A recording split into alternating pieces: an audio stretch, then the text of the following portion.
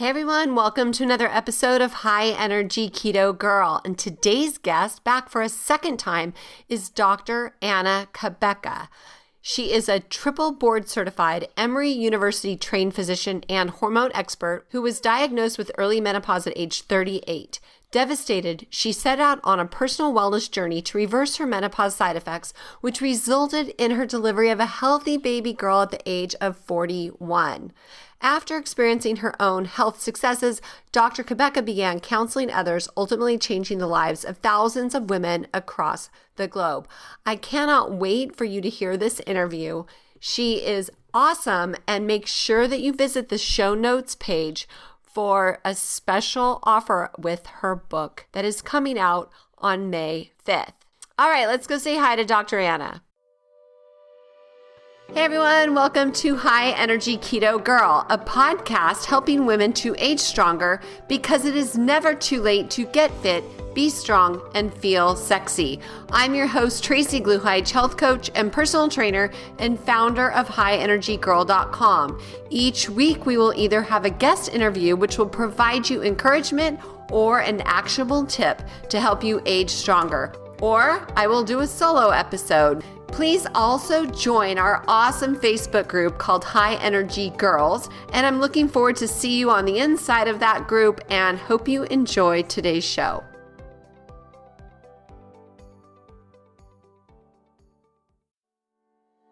Hey everyone, this is Tracy, and I have a special announcement.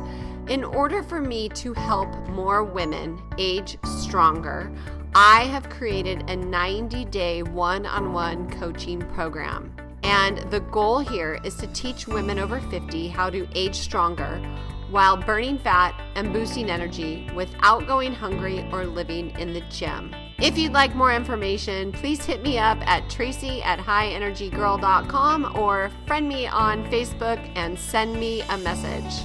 I have a goal of transforming 1,000 women in the next year, and I hope you are one of them.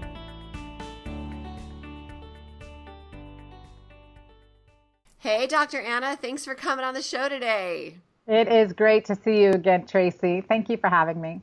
You too. It's been a while. It was funny because remember when you were here in California at the Silicon Valley Health Institute. Yes. That memory came up on Facebook recently, so that was kind of fun.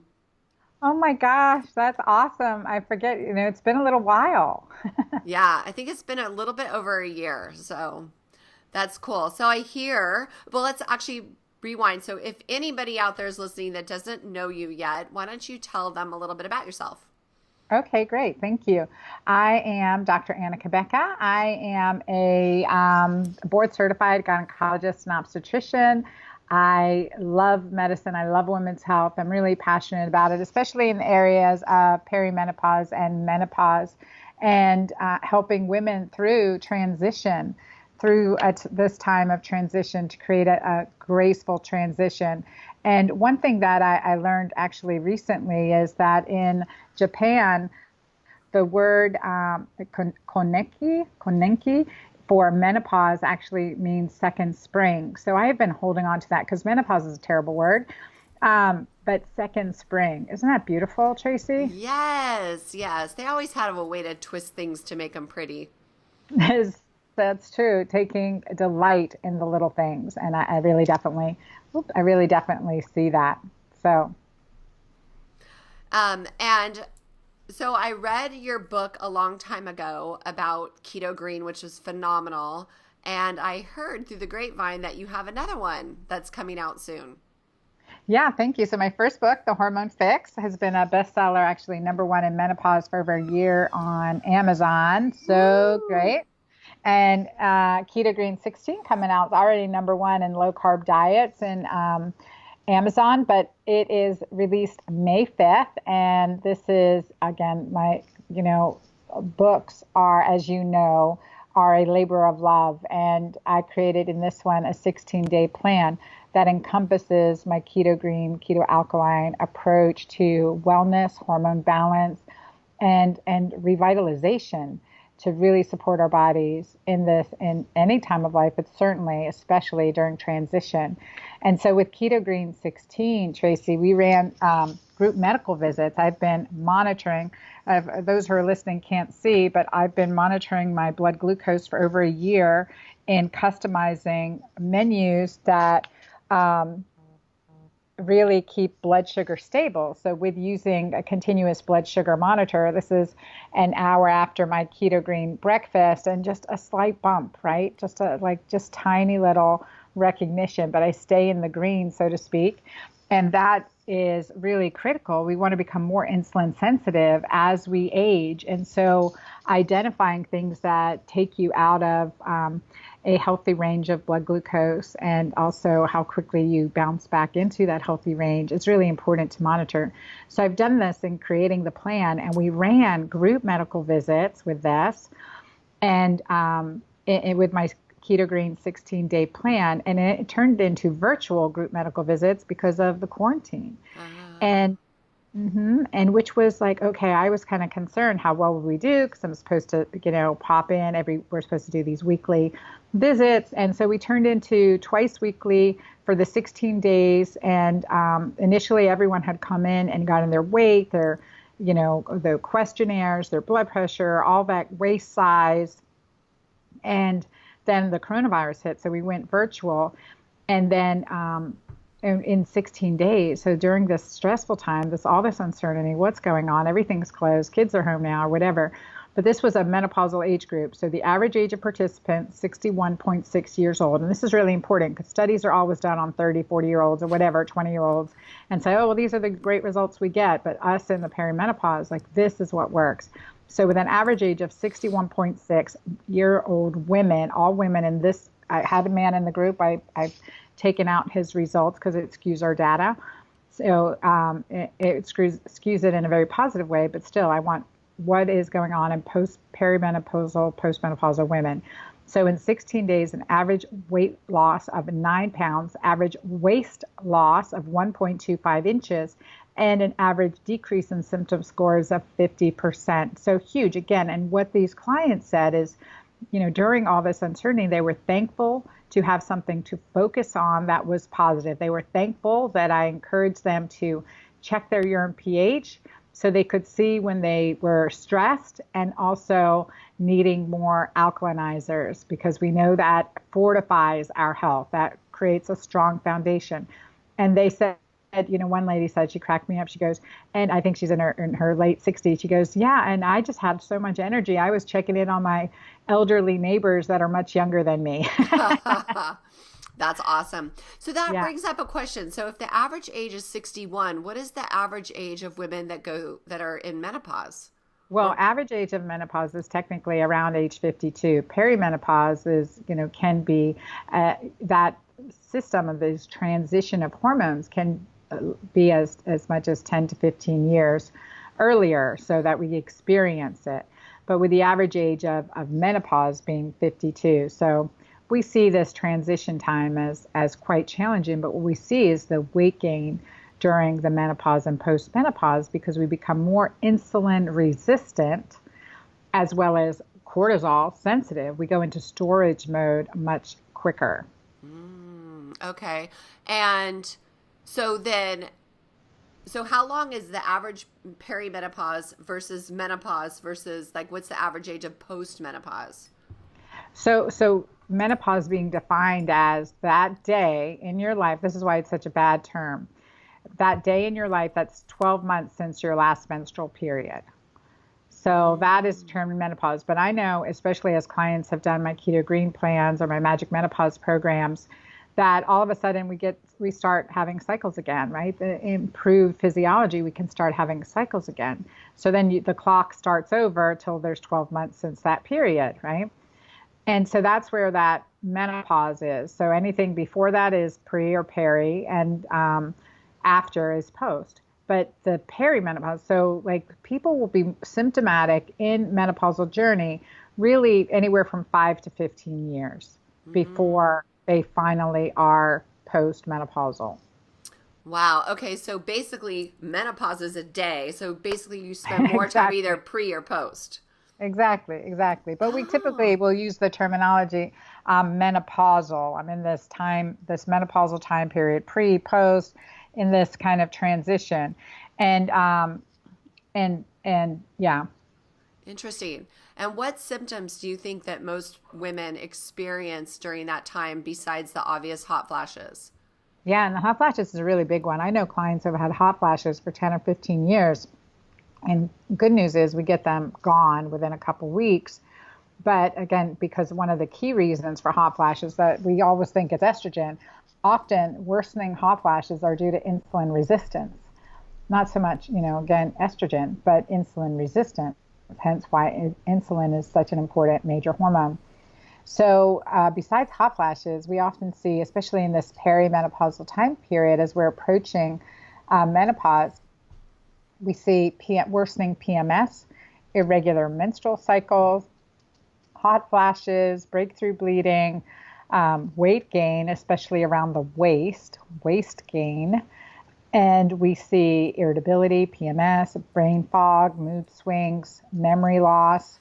And these are all just symptoms of hormone imbalance. And that's what's really important to understand, that these are symptoms of hormone imbalance. Now, And when you say that, do you mean like estrogen, progesterone, or are you saying insulin, cortisol, or just a combination of all? it really is. We look at the natural decline of hormones as we age. So it's everything together. Every hormone interacts with, hundreds of other hormones in our body and is part of not just the hormones themselves, but the metabolites of those hormones are also part of the picture. So, for example, like the concept of being estrogen dominant, it's not just about estrogen, it's estrogen metabolites as well, and toxic estrogen mimickers like from plastics or parabens or phthalates, right? And hormone and chemicals in our skin creams often enough. Mm-hmm. So that hormone imbalance issue is there's a number of reasons, but typically as a natural state, our hormones decline as we get older. In our 40s, our progesterone levels are dropping. Even from mid 30s on, our progesterone levels are dropping. And progesterone is this mother hormone of ours that is necessary for cortisol production, also for adrenals, DHEA, testosterone, and estrogen. So they are downstream, like again, progesterone being the mother hormone. And all these hormones are derived from cholesterol. So healthy fats, healthy cholesterol is a significant part of the picture. So, what do you think about, like, I have a lot of friends who are doing those hormone implant thingies, where they put Uh-huh. that thing in your hip? Hmm. And I tell them I don't like it. But what are your thoughts about that? So typically testosterone pellets. I don't like estrogen pellets because that's a lot of estrogen in our body, but for short term, for good reasons, and certainly they're, sometimes they are getting too high doses of testosterone pellets, and that can have, androgenic side effects, and physiology affects our behavior. So I always say be cautious. You're getting too much when you're irritable, more angry, and also thinking about having affairs, right? Um, Okay, that was funny. okay, it's so true. It's so true. Many of these testosterone clinics, I know from the side of studying males' hormones in these clinics, is a high rate of divorce, and that's not our goal. And the issue there has been, okay, all of a sudden, man has testosterone and Viagra, and what does woman have? She still has dry vagina, and none of the pharmaceutical meds have worked to help the libido. But certainly testosterone will help, and hence, but there's a lot more to it to help the libido. I have a program called Sexual CPR. I address this specific issue in there, and also created sexual health products like Julva, the anti-aging cream for your vulva that helps with vaginal dryness and sexual pleasure. So then you're on the same page, but when you're not, there's that disconnect. And again, physiology drives behavior, testosterone drives dopamine, dopamine drives novelty seeking behavior, hence many affairs. Hmm. Wow, that is so interesting because I did those pellets once. The doctor customizes and all that, and she does the blood work, which, Hmm. and then I literally gained 13 pounds in 3 weeks. I got my period back, and after like 8 years of no period or 5 years or something long, and I started growing hair in weird places. Yeah, and that's when it is too high, right? So there, and I definitely have used testosterone pellets, especially in a woman going through, changes, unable to, do remember to take vitamins, let alone hormones. But a little bit goes a long way. And there are often people getting too much, too high of a dose, too frequently. And we see that, we see clitoromegaly, hoarseness of the voice, which is not reversible. We definitely see hair growth. And I think testosterone, especially postmenopausal, again, a little bit goes a long way. And it's essential. For most of us, it's an essential part of natural hormone replacement, but also knowing how it affects our minds is also is important. It's not going to make you do anything unethically that you would otherwise do. However, I definitely know people. This is why I lecture on it. I treat women, and I always treat their husband, when possible, together. And so I had a client, I optimized her hormones, and she lived halfway across the country. She flew in, and her for follow up, she brought her husband. She goes, "Now I'm doing great. I need my husband to do great too." So I worked with him, and he, I started. I always want, and they were in their mid 50s, late 50s. I don't like using hormones. The hormones are a last resort in my younger clients because we want to get to the underlying reason why. Why is their hormone imbalance, and fix those reasons, and then address, use what hormones we need. In addition, so with him too, I started him on some testosterone injectable, and because I like to see what kind of level we get before, determining final dosage. And the nice thing about testosterone injectables is that you're not going to get it onto your partner. Men get 10 times as much testosterone as women, and that rubs off on them in creams and gels, and that's our kids, etc. So you definitely don't want that. So injectable is a safe, clean way to deliver testosterone. And so, all was good. And I always caution, if you're thinking ways that you don't normally think, or you're having any issues, feel any questions whatsoever, just let me know. If you feel angry, if you feel whatever, just let me know.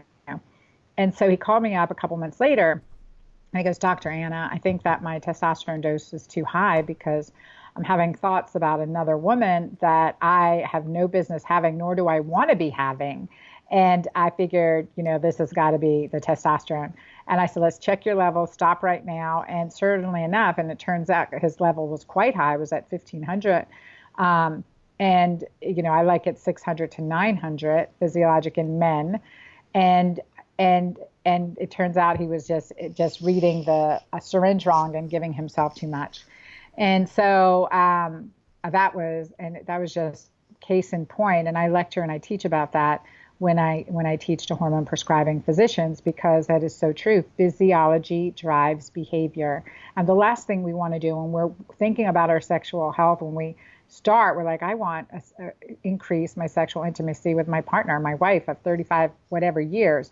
And yet often when it becomes lopsided like that and their physiology is affected, men start wandering. And specifically, not just men, women too. So I think, again, it's important to understand how physiology drives behavior. While this is controversial, you can ask any hormone prescribing physician, what their divorce numbers are, what their stats are. And unless they're treating couples together, it's not happy. Interesting. That's so funny. My husband started doing those pellets, like this testosterone stuff, maybe 4 months ago. So now I need to make sure I'm keeping an eye on him. Well, again, healthy doses, but it does help to open the conversation and say, "How are you doing?" We had a client whose partner was getting pellets, and he was getting like psychotic. He was getting angry, road rage. And, that we're not doing anyone any good service if that's what we're doing. And again, a little bit, and that's where I'm like, a little bit goes a long way. I like physiologic support, not, 20-year-old hormone levels. I mean, it's not, our brain is at a point of rewiring in the menopause and andropause. So we want to honor that physiologic shift and keep our body as healthy as possible. As you know, I say this in all my work, but certainly in my books, it takes more than hormones to fix our hormones. Mm-hmm. I am actually reading, I really want to get certified for cancer nutrition because the CDC is expecting in 2030 that half of our population is going to have cancer. What? And yeah, yeah. Crazy. So Oh my gosh. I'm starting to read, well, I'm almost done with Dr. Nasha's book. Have you, the Metabolic Approach to Cancer? Have you read that? No, I need Naisha Winters. I need to get that book. Yeah, it's a great book. And we're just talking about hormones and plastics and scents and cleaning products. And there's so many things that people don't realize, that is affecting their hormones. So it's crazy how, and I didn't realize there was so many different types of estrogen, but so that affects so many things, not just the hormones. Well, the hormones affect the cancer, but it's just like this cascade that we're so unaware of. Exactly, exactly. And that is, and then again, there's acidity, right? Acidity from toxins, from stress, and that's why checking urine pH, Tracy, is such a vital sign. You've heard me say this over and over again, but urine pH is a vital sign. We need an alkaline urine pH, and we know that those of us that maintain an alkaline urine pH, which is not just about what we eat, it is about how we live, how we think, how we sleep, how we control our stressors, because stress creates an acidic urine pH. But an alkaline urine pH, we know without a scientific doubt that it improves our bones, it improves our brain, it decreases inflammation, is associated with a decreased risk of cancer, cardiovascular disease, diabetes, and all the inflammatory diseases of aging. So especially now, I'm having all my clients, I'm on my Facebook Lives daily in my KetoGreen community, and I am emphasizing to check your urine pH. Let's get KetoGreen. Oh, yeah. Okay, so let's talk about that. So is Maka back in stock? Maca single packets are back in stock. The Mighty Maca single packets are in stock. The canisters are coming in stock. We should have them here by the end of April. So they are back in stock. We did have to remove the barley grass from it, which, however, does make it Dr. Terry Walls approved and AIP approved. So that is good. We couldn't get a clean source of barley grass.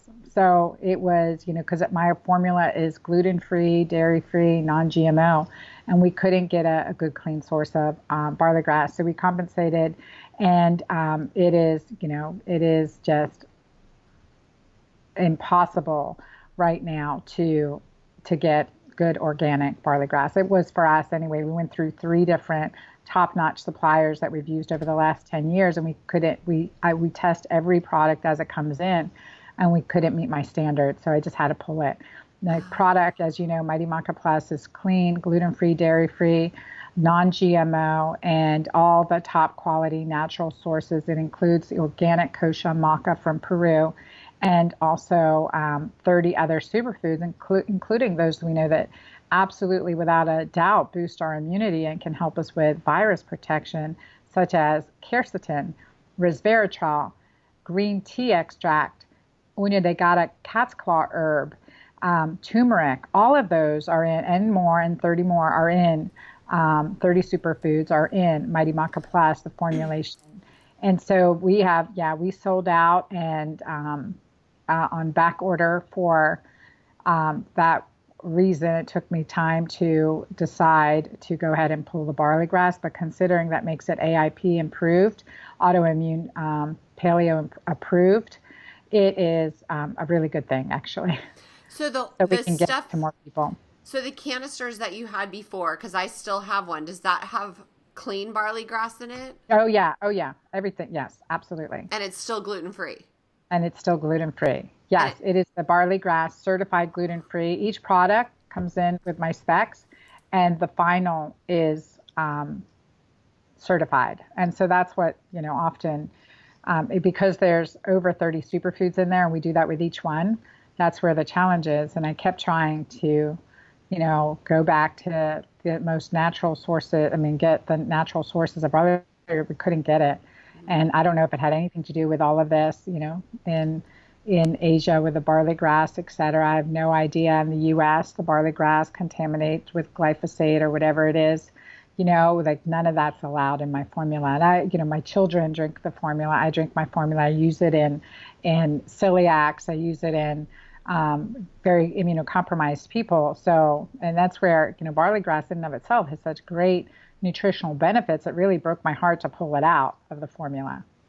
But, we get great results. So, and it was a small component of the formula, granted part of the greens mix, but we have such high quality other greens in there, including the chlorella, spirulina, green tea extract, and the other extracts that we put in there as well. Mm-hmm. But I think that's where it comes to, just the maintaining high quality and how critical it is right now that we as consumers really demand high quality so that we can support our growers who are doing this and competing with other contaminated sources. Because I guarantee you those 3 suppliers were selling barley grass to other greens formulas, sure. Right? They were selling that, and we didn't take it. I use it in my kids.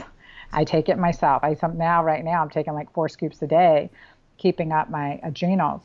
And so it really matters to me.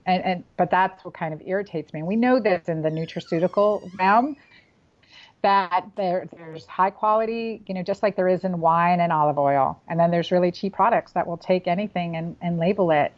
And they'll say that they're, organic, whatever, clean. And, you really have to, I open up that information. So I keep it very transparent. And while my formula is protected and a trade secret, the ingredients and the quality of the ingredients are all tested and available for review to anyone who so cares to do so. And it tastes so good. It tastes so good, right? It tastes so good. Yeah. I love it. It's funny because before I met you, before I tried your product, I've tried several others, and yours just bar none tastes better. Some of them are so gross that you have to like gag it down, and then it would sit on my counter for days because I didn't want to take it because it tasted bad. But yours tastes so good that it's easy to, enjoy. It's not a big deal. You look forward to that flavor. Yes, yeah, absolutely. My daughter, I even posted in my Instagram story today, you see my daughter doing her homeschooling, drinking a big glass of Mighty Maca by her side, laptop out, and, blue light blockers on. I'm like, she's 12. And if a 12-year-old will do that, I mean, seriously, all my kids, and actually it's a family rule right now. Everyone's doing a shot of Mighty Maca a day, but I'm just checking in. Did you do your Mighty Maca? Because again, detoxification, alkalinization fortifies our immune system. And as much as we traveled around the world and we were in Europe, Italy, and Holland and everything, and my daughter came back from Holland, in March, we quarantined, but we just did all our IgM, IgG testings, and everyone's negative. And we're just keep a strong immune system and be hypervigilant. So besides taking a green powder, what other ways can people be more alkaline? Yeah, and I would say where Mighty Maca PLUS differentiates, it's a superfood powder. Yes, it's green, but it's a superfood powder. I mean, again, that combination of alkalinizing superfoods. So, and besides that, I would say getting a Keto-Green shake. So you want healthy fats, good quality protein, and greens at every single meal. You want to intermittent fast and extend fast to get into autophagy and do your own dusting and cleaning. You want to drink plenty of bone broth, as a meal, in between meals, just to nourish your body, fortify it, get those really nicely absorbable nutrients and micronutrients, and healthy fat and collagen into your system. I just came off a 5-day Keto-Green fast. And so, feeling really good about that. And so about to do another one. So my children are such great cooks, and they're home and they're cooking. They just fed. I was going to do bone broth today, and my daughter, I was out working, and she served me on a bed of greens, some smoked salmon, some one fried egg, and sprinkled with za'atar, which is dried thyme with sesame seeds, olive oil, capers, and lemon juice and red onions. And I'm like, okay, yum. Yeah. So what is that? So you said 2 things. That's a perfect Keto-Green plate, by the way. Well, that sounds amazing. I love that. That's perfect, good food. Salad, I love.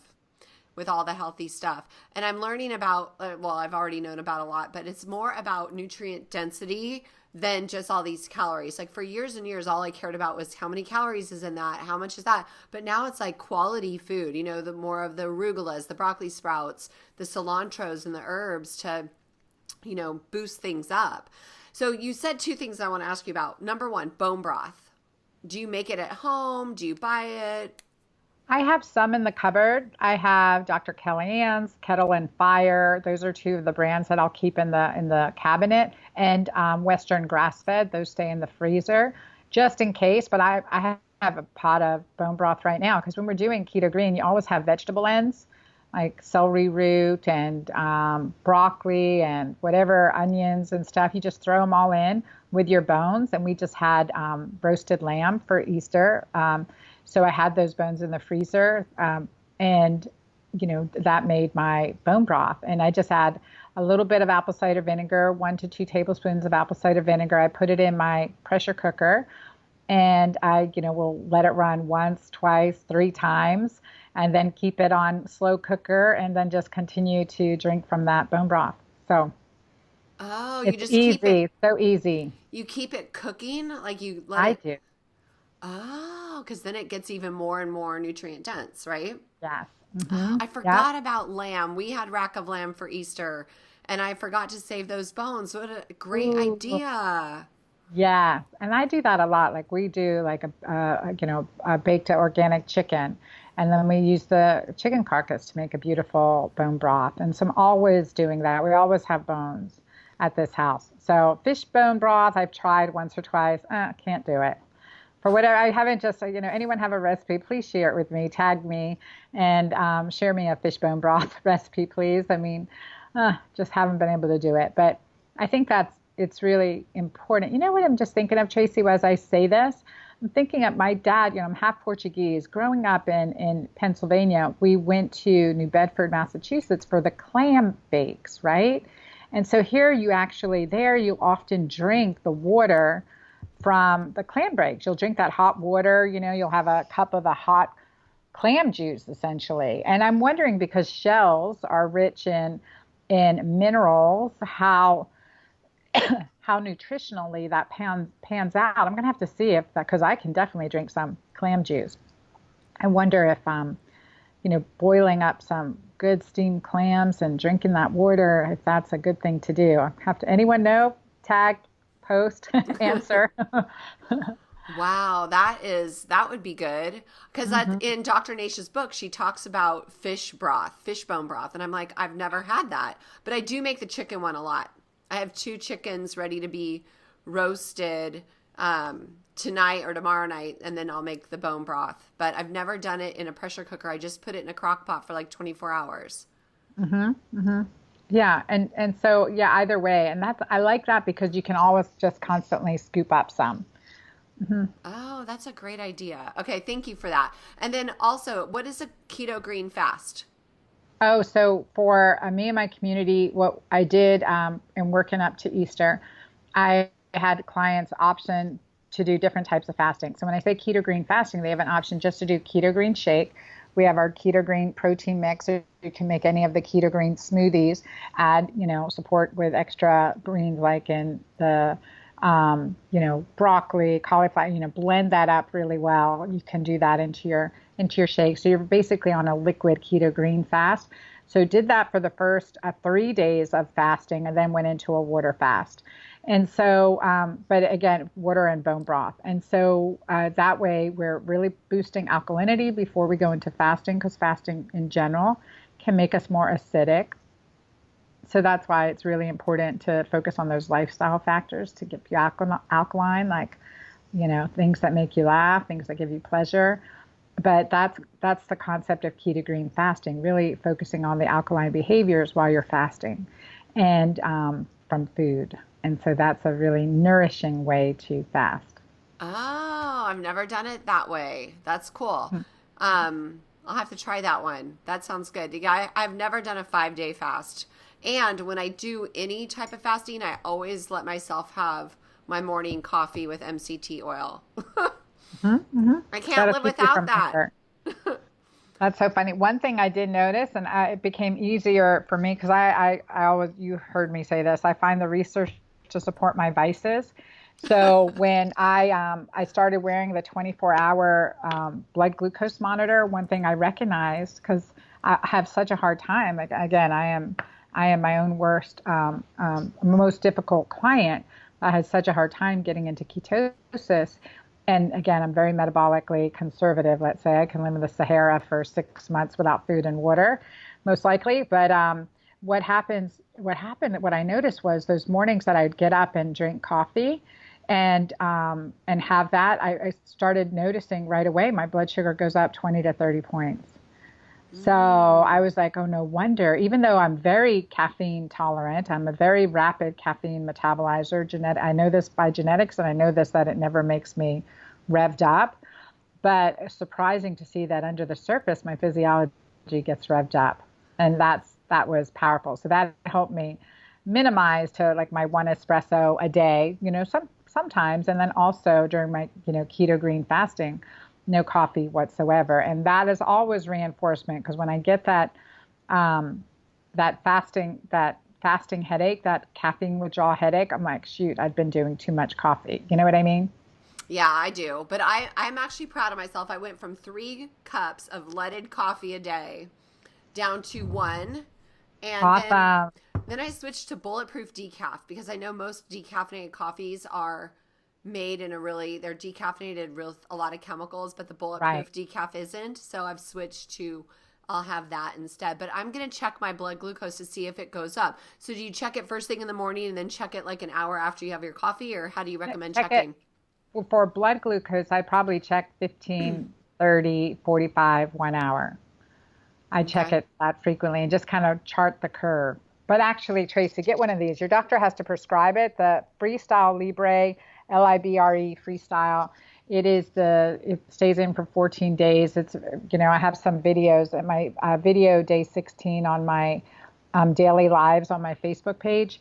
I show you how to put it in. It's painless. It's easy. It's so cool. Okay, I'll have to trust you on that. You'll love it. You'll love it. Doesn't hurt. Finger sticks hurt so much worse. Oh, okay. Do you have one of these, an Oura ring? I do not yet. Oh my gosh, it is so cool. So we just had our 30th anniversary, my husband and I. And so I bought us each. Congratulations. Can we just pause and celebrate that? That is awesome. Woohoo. It was really cool. We went to the we went to the Bahamas to a really, really great resort called, the French Live Resort. Amazing. Like really quiet and quaint, and it was just awesome. But anyways, these share a lot of data when it comes to readiness and heart rate variability and your sleep quality, which, obviously is going to be showing how your cortisol level is doing as well, right? Wouldn't that? Yeah, absolutely. I think that's powerful. I definitely love that because I've used a sleep app. I use a heart rate variability app. I definitely need to get the Oura Ring. Yeah. And they're right. I don't even remember how much they are right now, but there's ads on like on MyFitnessPal for them. And so you can pick one up at a discounted rate over there, but it's worth it. Oh, cool. Okay. So how can people find you, Dr. Anna? Thank you. I love this time together. Definitely at my website, dranna.com. So DRANNA.com, like Drana.com. And then Instagram at Dr. Anna Cabeca and Facebook at Dr. Anna C. And join my Keto-Green community there. And we'll be doing some fun KetoGreen 16 challenges and a good amazing accountability group that we have there. So available everywhere you can buy your book. And just a big shout out to our indie books, individual, independent bookstores, and, to support our small businesses and bring this book into your virtual group or your in-person small group so that we can create healthy, loving, nurturing community together. Awesome. And when is it available? May 5th. May 5th. Awesome. May 5th. And then at dranna.com, there's book bonuses. So we'll give you a link for that page for the book bonuses. We've got these amazing book bonuses, including food roadmap, like what are the foods you should be having, what you shouldn't be having. Now, these are digital copies. I printed them out. The feast recipes, which included my chocolate mousse that I made for Easter, and also the quick start guide, which is fabulous because in it too, just even looking like what does a day in your life looking keto green look like? So just ancillary support material, which is always nice to have. For me, I love this stuff. That's why I wanted to create these additional things that I couldn't get in the book. So just some additional support material. Yeah, that's cool. it. So we'll have links to all that in the show notes page. Thank you. Awesome. Well, thank you so much for coming on again. It's just always a pleasure to see you. Likewise. Thank you so much, Tracy. God bless you. Oh, that was so fun. I love having guests back on the show for repeats. Please make sure to visit the show notes page at highenergygirl.com/show. And thank you so much for listening. If you enjoyed the episode, will you please head on over to iTunes and leave us a rating and review so more people can find the show and more women can age stronger. Make it a great day, everyone. Be well. This podcast contains the opinion and thoughts of its host and guests. It is intended to provide helpful and informative material on the subjects covered. All statements made on the podcast have not been evaluated by the FDA and are not intended to diagnose, treat, cure, or prevent disease. If the listener requires professional assistance or advice, please contact your personal medical doctor. Both host and guest specifically disclaim any responsibility for any liability, loss, or risk, personal or otherwise, which is incurred as a consequence directly or indirectly of the use and application of any of the contents of these episodes. Like I said, this is my opinion and I could be wrong.